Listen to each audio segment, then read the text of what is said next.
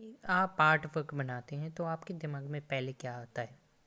ज़्यादातर लोगों के दिमाग में यही आता होगा कि कैसे आउटलाइन बनाएं, कैसे कलरिंग करें, कौन से मीडियम करें।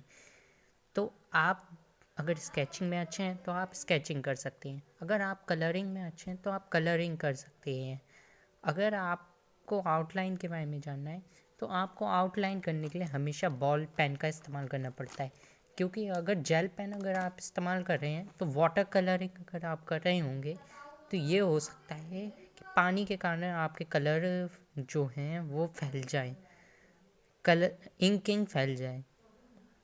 ऐसे में आपकी आर्ट और बेकार लगने लगेगी।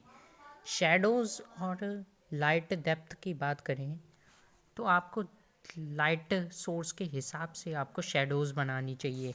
अगर शैडो आप रैंडमली बनाएंगे तो आपकी आर्ट वर्क ख़राब हो सकती है।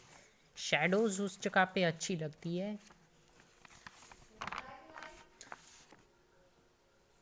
शैडोज़ उस जगह पे अच्छी लगती है जहाँ लाइट सोर्स जो है उसका बहुत ज़्यादा काम हो।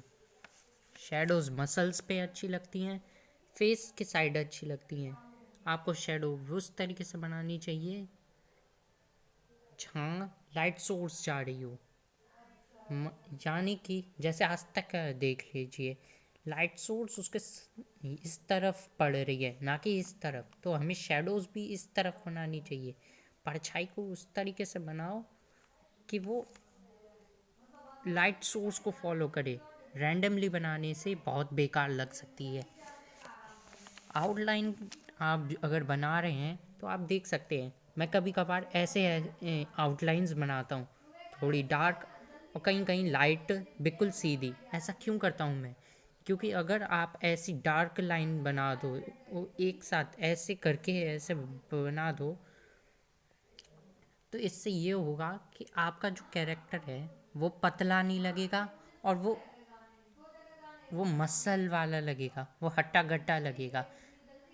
आप इस तरीके से समझ सकते हैं कि अगर आप आउटलाइन को बहुत ही सीधा और पॉलिश्ड बनाएंगे तो उसमें ना इमोशन होगा और ना, और वो आर्ट वर्क फ्लैट लगेगी जो आपकी आर्ट वर्क को बेकार बना सकती है। फ्लैट आर्ट वर्क से बचने के लिए आप कई कई जगहों पे इस तरीके से लाइन को थिक लाइन बना सकते, थिक लाइनिंग कर सकते हैं। और ये कहीं कहीं कहीं करा करिए, ये थिक लाइन कहीं ना कहीं कहीं काम आ जाती है, पर कुछ जगहों पे ये अच्छी नहीं लगती है, इसलिए आप इसका भी इस्तेमाल ध्यान से किया करिए।